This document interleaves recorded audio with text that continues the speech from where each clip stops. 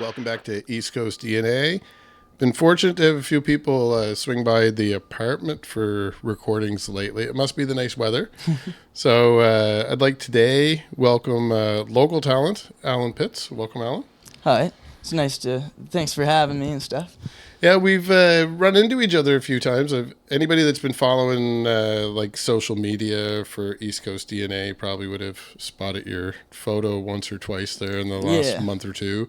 I've seen your name around quite a bit, but I've been running into you in the audience at shows lately too. So I like going to shows a lot too. Yeah. Just as the same as playing.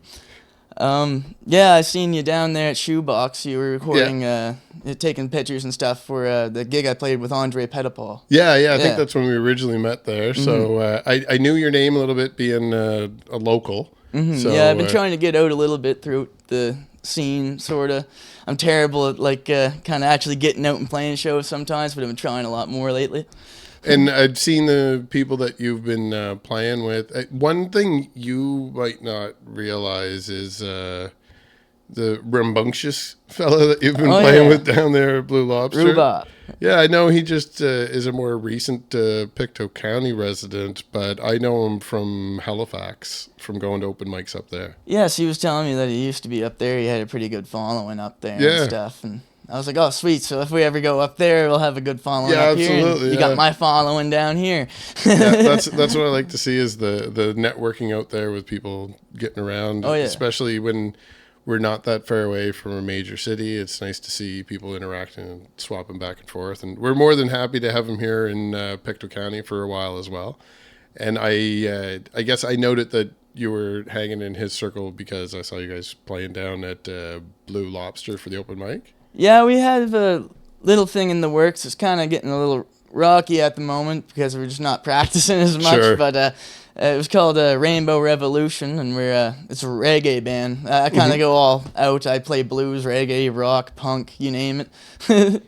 And now the night that we saw you was more singer-songwriter style. So, I mean, I'd feature a lot of that on the podcast, but I think that's probably, there's a lot of Nova Scotians that are out there that for starting off, it's a great place. And for anyone that's in a band and trying to make a go of it, much like Andre himself, the solo thing really helps if you can pick up the acoustic guitar and get out there. The one thing I like about the shows at Shoebox too is it's so personal and up close with everybody too, because like you just kind of, it's just, you know, you get off a stage, everybody's talking to you and stuff, and everybody's getting to know you, and it's just so personal. It's like I'd never want to be playing festivals where I can't do that. I always wanted to be personal.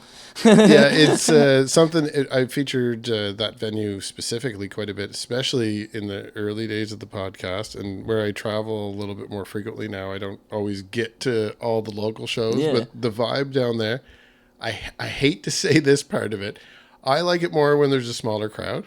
Oh, yeah. Because of exactly what you're talking about. Yeah, it's more personal. People are talking, they're getting along. It's amazing.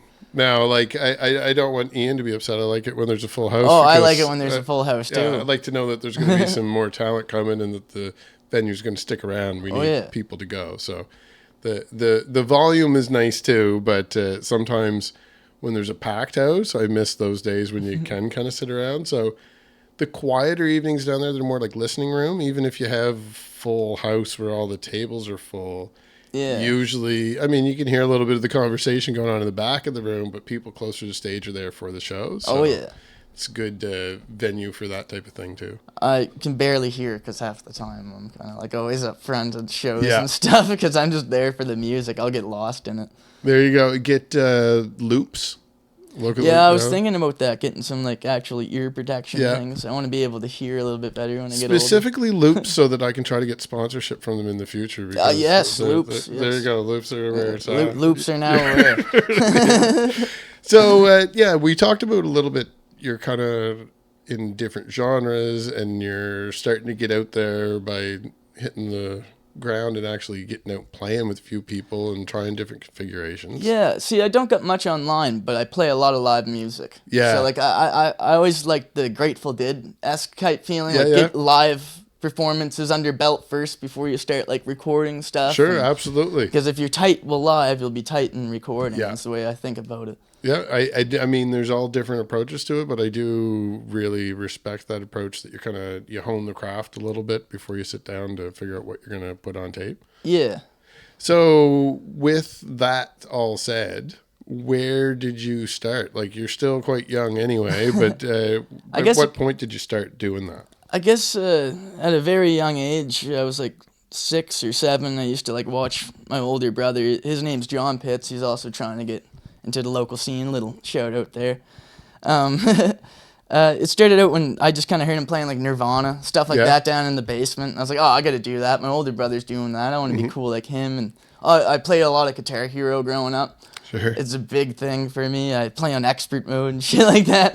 But no, just all those songs and stuff eventually got me wanting to play real guitar. And then I started playing like talent shows in school and coffee houses, and eventually I got into like playing in bars and stuff as I turned 19 and stuff, and I could actually get my foot in the door, and it's been kind of crazy ever since. I've been meeting like you and Andre and Pat Walsh. There's a bunch of people I've been meeting that are pretty cool. Yeah, you definitely have already got your finger on the pulse of the people around here. Like, I mean, those are just a couple names, but I've seen you out there. You already know who all the players are around here. I know quite a bit of people around here. I just try to make friends. I'm a good, friendly person. Yeah, well, that helps. So you mentioned your brother there too, and I mean, we don't have to go down that road too far, but I'm curious. I did get the chance to hear him perform as well. So I know that he's talented in his own right. Oh, yeah. He's a pretty good singer. I like his voice. So have the two of you done anything collaborative? We do that quite a bit. Kind of like under the table. We're just kind of doing stuff. We're trying to make something come up in the works. It's called Days Gone By, but we haven't really got our asses in the full gear, I guess. Not ready for prime time yet. Yeah.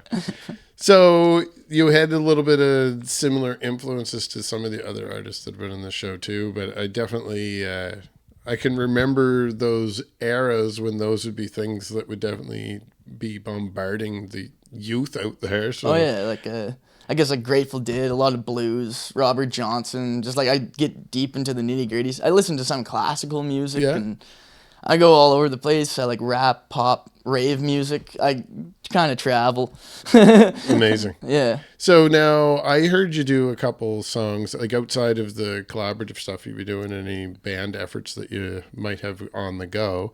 When I did hear you on that night doing the Songwriter, you had a couple original songs that you worked in there? Yeah, I think most of them were original in that set. Most of my music that I've been writing lately is pretty bluesy and gritty sounding because I've been liking that sound, and I find within the blues community it's pretty okay sharing licks and stuff, and people don't really...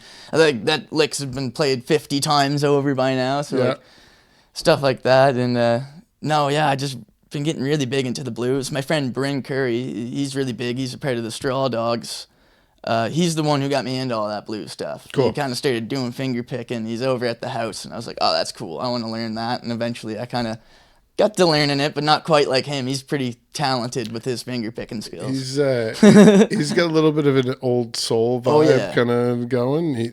He maybe got to lay off the cigarettes there a little bit. His voice is starting to get impacted already for a young fella. But me too. Yeah. I gotta say I gotta quit smoking too before my voice turns to shreds. It's a battle for sure, and I mean not every artist quits. There's plenty that do keep going too, but. Definitely want to see you guys prosper out there. You've been doing well to get out there and get performances under your belt. And speaking of that, we had just seen him up in Pictou Landing, which was a cool little treat. The night right after that too, I went down to a show at Glasgow Square. Yes. Him and Alex Anderson, they were playing a show, and it was pretty good. Yeah, I didn't. I was out of town that night, so I didn't get a chance to go down. But that was a Feed Nova Scotia. Yes, they were doing a charity. They're still kind of going across Nova Scotia, and they're finding places in Halifax to play and stuff. Amazing. Too. Definitely love to see that happen. And we featured Food for the Ears on the show here earlier this year. Okay. And it's a charity that works sort of similar same to that kind of thing. Yeah. So definitely something that I'm aware of that's out there as far as the need for it, but also that there's great work being done, and super happy to see that like the music community's getting behind it too. Yes, that's something I would probably like to do later on in the future once I get more of a following and stuff, is put on charity events. Because, like, I'm not going to lie, I don't know what I'd be doing with most of my money if I'm making money from playing gigs. Sure. Might as well give it to a good cause. And so, as far as future plans, I mean, I know that you plan on playing a lot more live, and maybe we'll get into that in a minute, so you can shout out a few dates if you have a few that you already know. But you mentioned that you would like to get a little bit more live performance under your belt before you do any recording, but do you have any plans or goals for the next like year or two? I got a little EP that I kind of have made up in like my little journal that I jotted down, just a couple songs that I figure I'd put together for that reason, and try to make like a demo of some sort and try to get myself out there. And I'm going to name it Broken Bottles and Half-Smoked Cigarettes. Cool. Yeah. That's fitting. Yeah, a lot of sobriety music and stuff in there, and cigarette talk. So Amazing.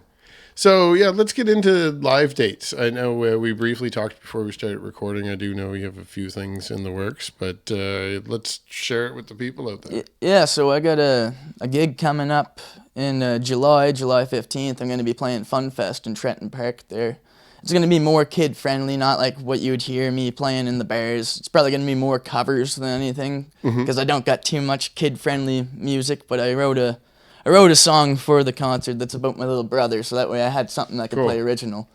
And then I have another gig coming up here soon, too, in August, on August 30th, and that's at the North End Rec Centre in New Glasgow. And that's another all-ages show, so like it's going to be another kid-friendly show. Mainly if people want to hear me playing more of my adult-sounding stuff, I'd say go to the Shoebox Blue Lobster. You'll find me there. And I'd love to hear the all ages options, like you yourself even saying like you were interested in doing these things, and kind of that age of 19 really matters a lot for somebody that wants to perform, because it opens so many doors. But the last few years, not that we didn't have any options, but the options for all ages shows were quite limited.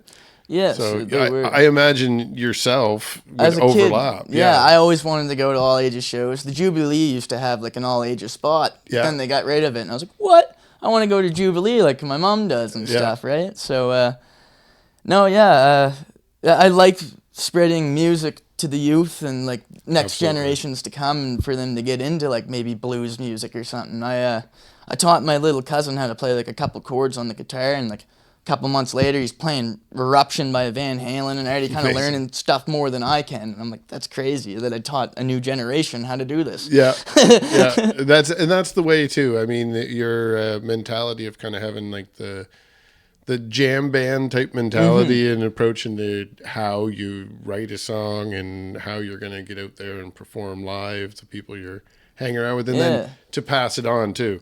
I mean, that whole thing, all those components kind of work together. I mean, that's the way to do it. That is the way to do it. It is fun doing it that way. and that, I think that's part of it too, is that you've created your own little supportive community around yourself. So without it being a complete bubble, there's still lots of room for it to grow, but it gives you support so that you can be free to do it the way that you want to do it and feel comfortable doing it that way. So best of luck with all of that. Yes, thank you.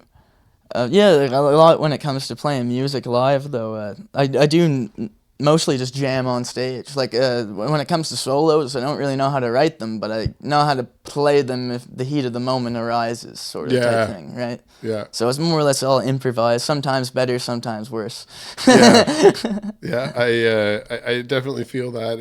It would be the same with these episodes that I'm. As you very well know, because you had to sit here and wait while I set up, sometimes I have this set up ready to go at a moment's notice, and sometimes I got to rebuild it from scratch. Sometimes I'm doing it on the road. You never really know what you're getting into. I mean, you can plan things, but even the best plans are doomed to fail at some point. Well, yeah, you can practice, but once you get up on stage, that's what really matters. That's the way I look at it. I got holes and tears in my fingers. Been practicing for days. Yeah. So, yeah. And now, quick little plug there too. You mentioned Trenton Fun Fest. Yes, the Trenton Fun Fest. So I believe 11th and Duke is also playing there this year, and they were previous guests on the show. But another quick thing, and I won't harp on it too long while you're sitting here, but for people that are watching, I myself will be at Trenton Park in the amphitheater, where there's 3 shows set up for the summer, 2 in July, 1 in August. And it's the same kind of style as what you're talking about, like the singer-songwriter.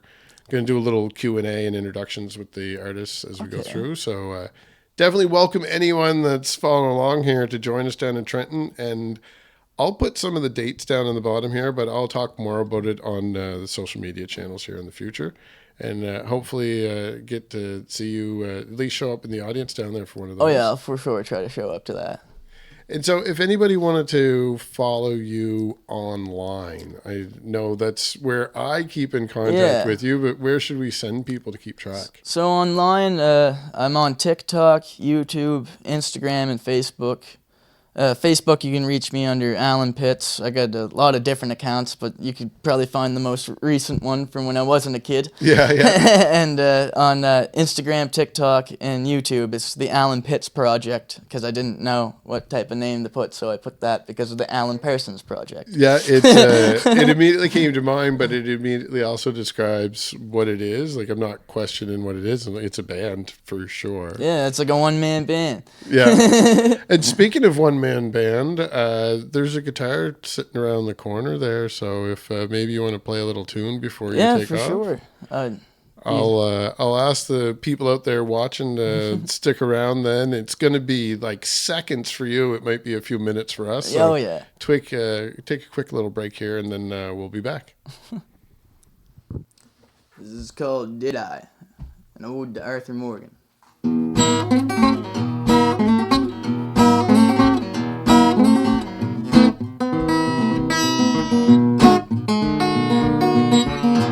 I met her at that old saloon. People playing pianos, wearing corsets too. She asked me for a drink. I said she don't need no cowboy like me. I like to ramble and I shoot my guns. I play with them old 6-shooters just for fun. So think twice or read a book. I'm not so simple-minded as I look.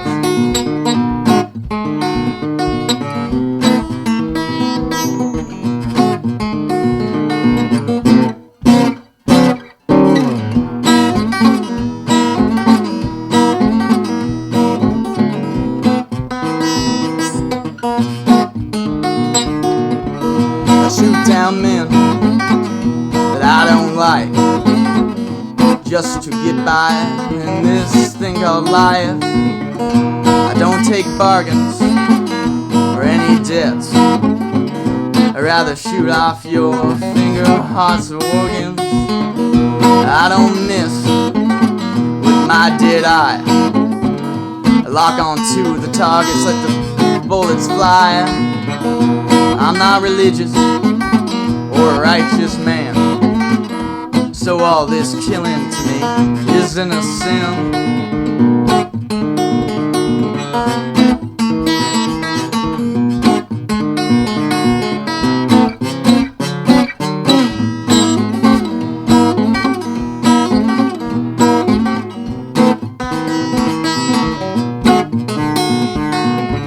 I ride my horse with no name, sometimes in the desert, other times in the rain. I don't drink whiskey, just moonshine. I'll drink the bottle down till it's dry, smoking big cigars down to the butt, hoping that I don't kick the bucket. Don't mess with me, I think I'm mean. I'll rough you up, said that's what I need in my life. A cowboy like you right by my side.